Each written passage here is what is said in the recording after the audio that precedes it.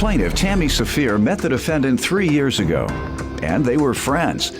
Tammy claims she hired the defendant to work for her and even gave her a loan, but she's suing because the defendant failed to repay her. Defendant Sharon Magnuson says she's a former crack addict who's been clean for 16 years. Sharon claims after she borrowed money from Tammy, Tammy started telling people that she was using crack again, which harmed her reputation. So she's countersuing.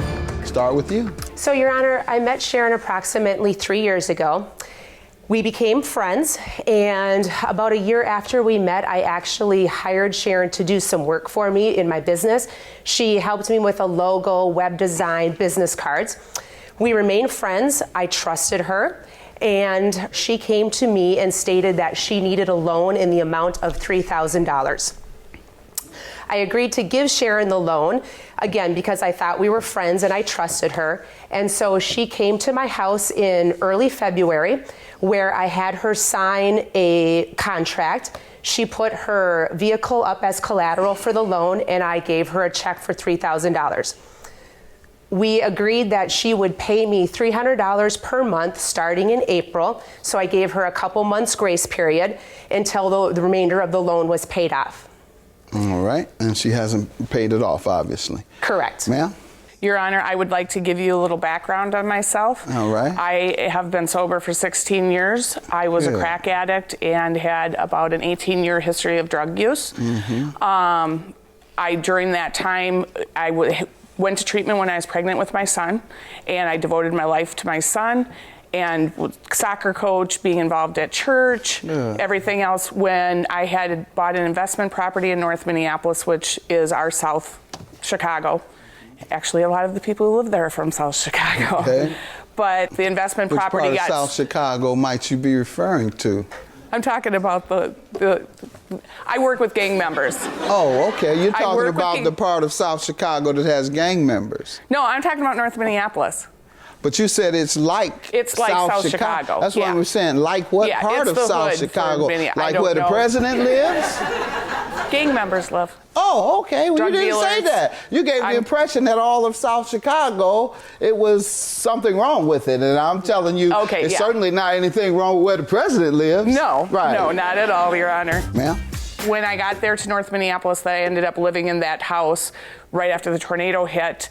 Then I decided I wasn't going to walk over people, that I knew where they were coming from enough that I could get involved in the community, that I wasn't just going to walk over and ignore the people there, and especially the youth there, because it's just don't do that. Good. And so I got involved with 3 different organizations there that are very active on the north side.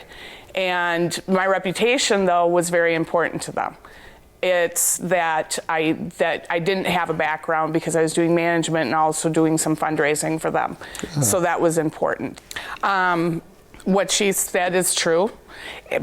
However, I sent her a letter in May explaining that she had treated me previously for the car accidents I had been on, and they were going to be doing surgery on my hands in the beginning and mid-July.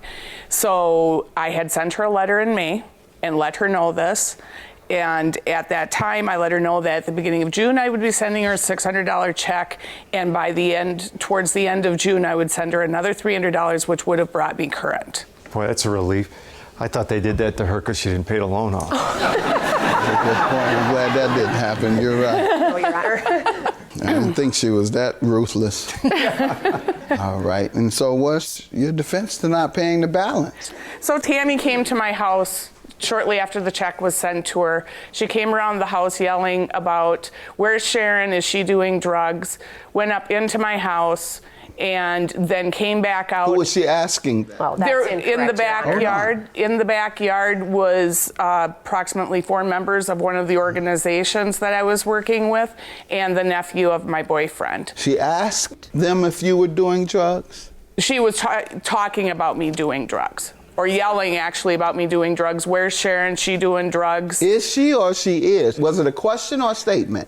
I'm not sure about the first part, but when she came out of the house, she said that I was doing crack and I owed her money. So the impression that was left with these people from this organization was that I had fallen off, and because I was having financial problems, they knew that, and that I must be doing crack again, which led to me being dismissed from that position. And that's your counterclaim for defamation? Yes, because that cut off my income from that. And you have something saying you were dismissed from your position for that reason? Yes, I do, Your Honor. I have a witness statement. No, I'm saying from the person who dismissed you.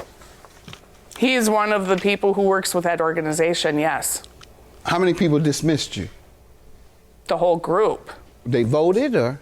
They came to me and said, given the circumstances and they that who? All the whole group? 3 of the members, including Kareem, came because she's going to deny it. That's my point. Yeah, so you have to be thorough with what you're stating happened. Yeah. When I came home the next day, he was like, there is this white lady there. Do you owe her money for drugs? And they felt that they were stereotyped by her as well. And knowing why? Because that they assumed I must be doing drugs because there was a bunch of black guys in my backyard. Because there were black guys in your backyard, they assumed that you did drugs. Wow. Go ahead, ma'am. Okay. So, Your Honor, after Sharon defaulted on the loan, I made several attempts to contact her via text message and phone calls. I never received a letter from her at all. So it's not a defense. She still owes you. Yes. We're talking about the defamation. Okay. So it is true. In early June, after she repeatedly ignored my attempts, I went to her house, knocked on the front door, nobody answered. So I left a note in her mailbox. I thought, well, just in case her phone is broke, this will be another way for her to let her finish. To understand that I'm attempting to collect my debt. I then drove my car around into the alley. Okay, I never walked on her property. There was a gentleman standing in her backyard. There was stuff everywhere. It appeared that she was moving out. A mattress, boxes. I stood there and I told the gentleman, I said, my name is Tammy. I'm here for Sharon. Do you know where she's at? And he says, no, he doesn't know where she's at. Okay, so I was about to get in my car. Another gentleman walked out of her back door at 11 o'clock in the morning holding a beer. I said, well, here's another opportunity. Sir, my name is Tammy. I'm here for Sharon. We have some business to discuss. Do you know where she's at? And he says to me, no, she's probably doping. And at that time, a third gentleman came out of her house and he says, no, she's not doping, she's working. And so my next logical question was, well, which is it? Is she doping or is she working? Because that's relevant to why I'm here. Because, ma'am, you did say she asked that question. And that's why I kept asking you, did she ask or make the statement? So now she's admitting that she asked. Go ahead. After he told me she was doping. So, Your Honor, I never even stepped foot on her property, but I never repeated that to anybody. I didn't say a word about her drug use or anything after that. Ma'am, what letter do you have there? Yes, who is it from? This is from Kareem McCrae. Who is and he is part of the organization that I was working with. He was there that day, and when I saw him the next morning, he is the one who actually came up and said, yeah, there's this wild woman here, and she went up in your house without asking and came back out and was going on about you being... And this person says that she asked or stated it? That she stated it. A woman came to the side of the house demanding, we all kind of shrugged and said, this went into the house through the back door, as just bars, and was yelling until about 10 minutes. She then stormed out of the house yelling that owed her money and was smoking crack. All right. And we have a letter from a gentleman that said you came out yelling loudly saying she was smoking crack. And you do know of her crack addiction of the past, right? Yes, I was aware of it. Yeah, I'm inclined to believe this. I'm going to grant you $500 because you can't show me that you were dismissed for anything. I'll grant you $500 for this statement that I believe she may have made in anger. And I'll grant you your $2,400, leaving you, ma'am, with $1,900. She doesn't dispute that she owes you. Have a good day. Judgment for the plaintiff. Thank you, Your Honor. I had every good intention of coming there, and then Tammy answered any of my text messages, Sharon. My phone wasn't working. It was broken. I didn't have, if I wasn't paying you, I didn't have money to fix my phone. Me.